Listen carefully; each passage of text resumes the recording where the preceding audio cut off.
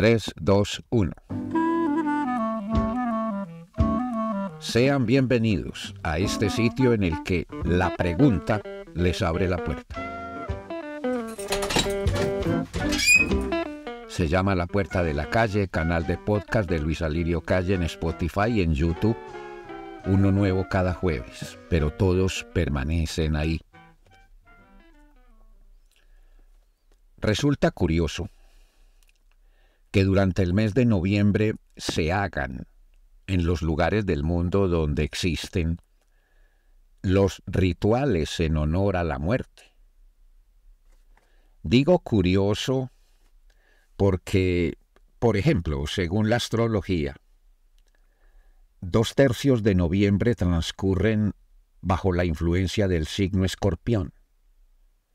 Y ese signo rige la muerte, y a ese signo lo gobierna Plutón, el dios del inframundo. En Colombia y otros países católicos, el 2 de noviembre es el Día de los Santos Difuntos. En México, herencia de los aztecas y los mayas, no sin el influjo del cristianismo intermediario, la muerte protagoniza rituales y fiestas durante varios días de noviembre. Lo que siente uno que sucede con tales rituales no es precisamente el miedo ni el rechazo a la muerte.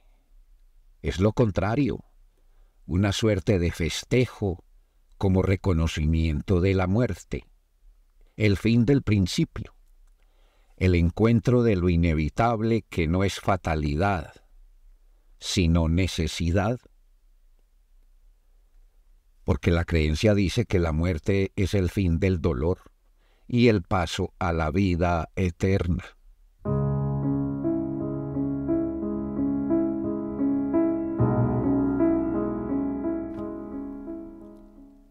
Ahora, aunque tenemos el concepto de que la muerte es lo último, no tiene ella la potestad de estar en todo tiempo. El ayer, el ahora, el mañana. Y si bien miramos, veremos que el pasado es muerte ya sucedida. El futuro aún no es, y no es verificable. Solo podemos suponerlo. Entonces, no tenemos más que el presente, luego la muerte vive en presente, con nosotros. No es ayer ni mañana, es hoy. Nos acompaña en cada cosa que hacemos, que en instantes ya es pasado. Es muerte. No sé si a todos nos ocurre, pero yo cada vez que asisto al ritual de la muerte, lo llamamos velorio o velatorio, tengo siempre la sensación de que no es otra vez, sino la primera vez. La perplejidad frente a la muerte, que es siempre la muerte de los otros, no envejece. No es afectada por el tiempo, siempre está ahí. Y es el misterio histórico, el más insondable que existe. Con frecuencia decimos, estoy vivo. Podríamos también decir, estoy en la vida. Asimismo, ¿será posible decir, estoy en la muerte y saber a ciencia cierta de qué estoy hablando? No sabemos qué es morir. Nadie ha regresado para contarlo. Y por las señales a lo largo de los siglos nadie lo hará. Tampoco sabemos si al morir lo sabremos.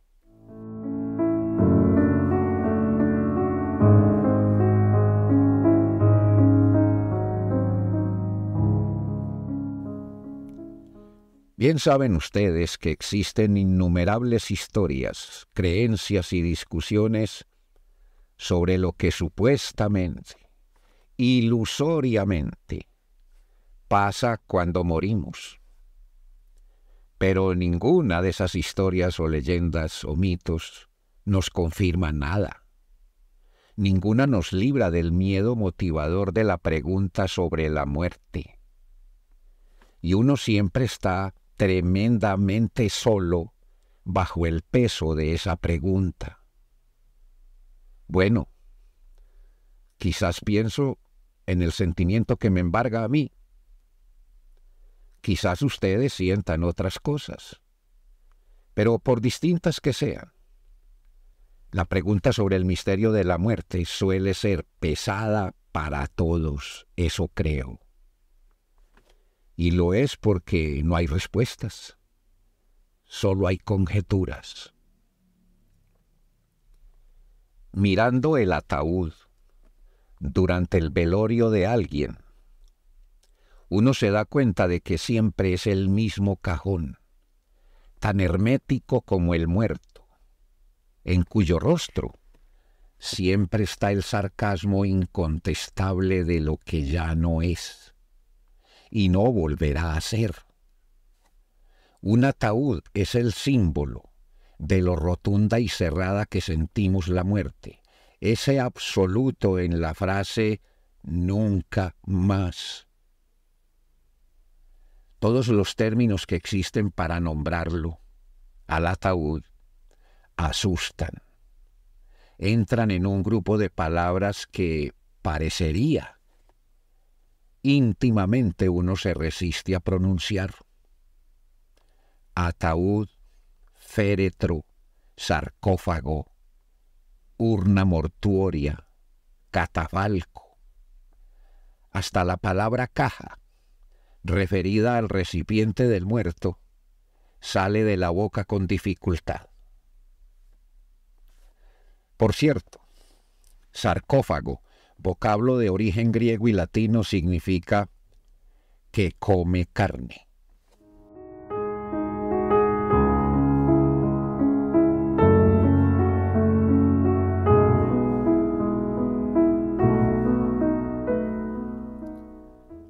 Fernando Savater, filósofo y escritor vasco, autor del libro Las preguntas de la vida, tiene razón al decir en esta obra que cuando uno es niño piensa que la muerte solo les ocurre a los grandes, a los viejos. Quizás está en los niños por naturaleza lo que vemos como la original lógica de la vida, que la muerte les toca es a los viejos y que los niños existen para vivir. Por eso la muerte de un niño es una paradoja. Todo el universo se contrae cuando un niño se muere. Es como si todo de repente se desplomara. Tal vez solo morirían los viejos si viviéramos en un mundo sin enfermedades, incluidos en esa ilusoria ausencia los accidentes y la violencia. Curiosamente, si nos atenemos a la Biblia, la menciono como texto simbólico de gran valor, no texto histórico, con el debido respeto para quienes creen lo segundo. Si nos atenemos a la Biblia, digo, la primera muerte fue un homicidio. Caín mató a su hermano Abel por celos, por envidia, por empinado ego herido. El primer muerto que yo vi, en 9 años de edad, fue a mi abuelo asesinado. Tras el invasivo miedo al muerto, mientras lo miraba embutido en esa caja, sentía que su cara era la forma física del significado imposible, la representación material en la que se juntaban las palabras nunca, jamás. No era el abuelo, era una cosa. Se me vino encima el pavor de no entender por qué un hombre mata a otro hombre. Yo creía que la muerte venía sola sin que nadie la llamara, sin que la causara la ira, el odio, la codicia, el miedo o la creencia religiosa o política de alguien? ¿O será que de veras la muerte viene a cumplir con cada quien una cita agendada? Sea que uno muera de enfermedad, en accidente, suicidio lo maten. ¿Estará también en la agenda la forma de morir? Y estará, en el caso de asesinato, el nombre de quien lo mate a uno. De existir, ¿qué pasaría si tuviéramos acceso a esa agenda?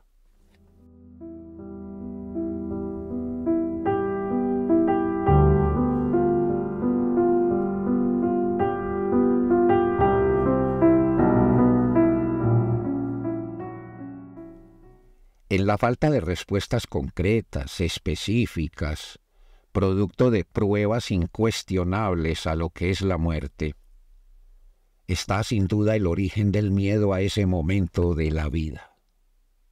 Es decir, el miedo es el efecto de la pregunta sin luz. En particular esa pregunta que pretende averiguar ¿qué me pasará después de que me muera? O esta, ¿qué es morir?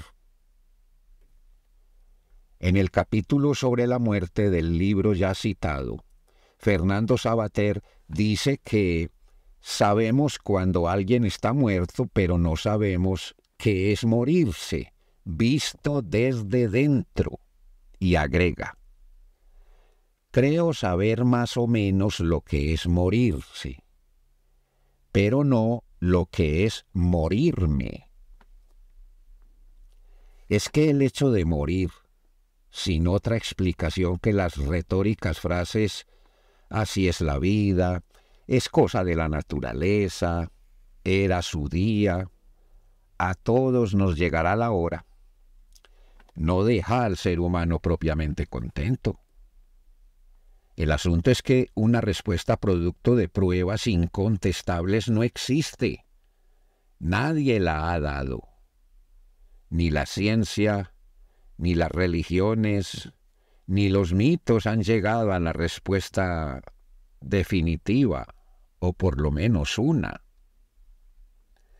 Las que hay, desde las religiones, por ejemplo, obedecen a dogmas y a creencias en que morimos para ir a un supuesto paraíso llamado el cielo para los buenos. En el caso de los malos es el infierno. Y desde los puntos de vista científico y ateo, el morir es el retorno a la nada. ¿El retorno a la nada? Si morir es el retorno a la nada, ¿cuál es el sentido? ¿Es un juego, acaso, como el juego de hacer castillos de arena en la playa? ¿Para qué, si el mar los disolverá? ¿Y qué tal preguntar? ¿No será más bien que habitamos la nada y lo ignoramos? Y entonces, morir no será quizás el reingreso a la vida, el retorno al todo. Sí, cada pregunta hace más hondo el misterio. Y tal vez lo que no vemos es que ese es justamente el sentido del vivir y del morir, ser misterio. ¿No se parece esto al infantil juego de cerrar los ojos antes de ver el regalo?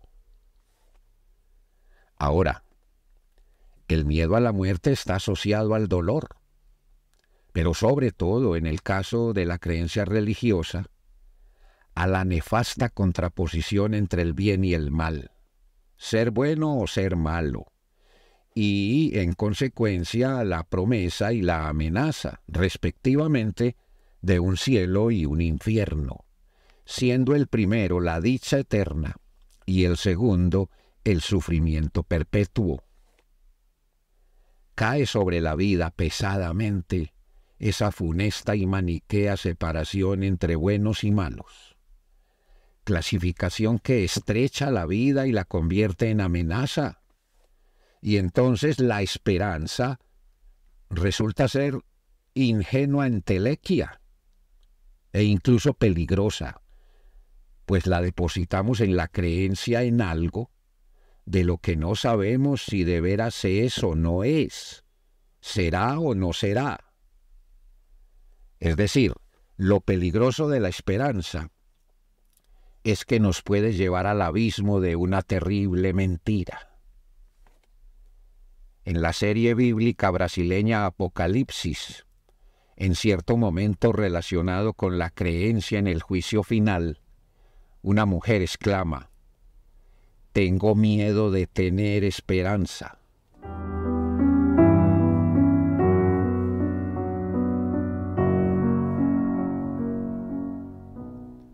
Claro que todos no vemos las cosas del mismo modo, así que es desde el respeto que enuncio, afirmo y pregunto, aquí en estos podcasts. Creo que la educación, en particular la educación religiosa, y específicamente la católica, instala en nosotros el miedo a la muerte, en particular si ese inapelable destino de morir viene con la amenaza de la condenación eterna en el caso de uno haber sido malo. Entonces la conciencia se retrae con la pregunta: ¿soy malo? Ese miedo en muchos casos es pavor. Y aunque a menudo solo pensamos en la muerte cuando asistimos a un velorio, lo cierto es que la conciencia siempre está ahí, como agazapada, y ella nos causa una suerte de cosquilleo intranquilo que está en el último turno de los temas que abordamos. Casi que en lo más adentro de la conciencia, donde están las certezas no deseadas. La palabra muerte es una subpalabra, un término casi autocensurado. Es que nadie pidió la muerte. Bueno, cierto es también que nadie tampoco pidió la vida. Bien mirado, a lo largo de la historia, la muerte se ha mantenido más viva que la vida. La historia es la historia de los que ya murieron. ¿Y no les parece a ustedes que la cultura nos amaestra para ver la muerte como la constante derrota de la vida? Pero, ¿y si lo pensamos al contrario? ¿No será la muerte una suerte de triunfo, no de la muerte, sino triunfo de la vida? Quizás lo que nos asusta es ver que mientras hay vida, hay muerte, sentencia de muerte. Pero ignoramos si mientras hay muerte, hay vida, promesa de vida. Como dice Sabater en el ya mentado libro, en el fondo, la muerte sigue siendo lo más desconocido.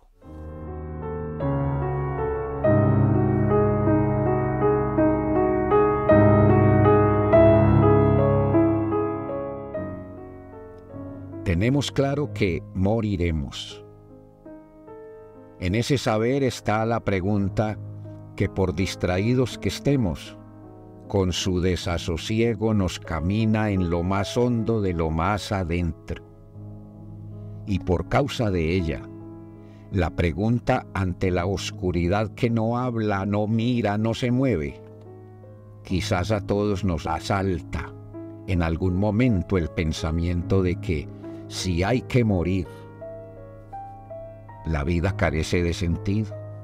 Y entonces, ¿para qué nacer? ¿Para qué aprender y estudiar? ¿Para qué esfuerzos y trabajo?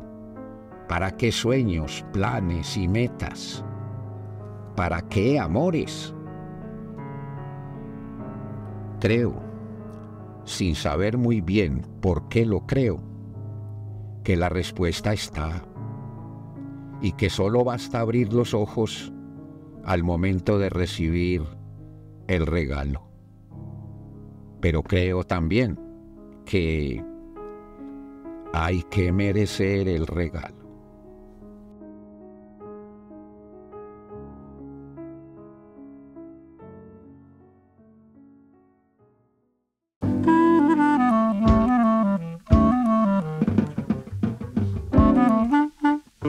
Soy Luis Alirio Calle, periodista y escritor, y esto es La Puerta de la Calle en Spotify y en YouTube. Edición de Sara Isabel Calle. Un me gusta puede ayudar y toda suscripción y comentario abren más puertas. Que estemos todos bien. A ver si mejoramos.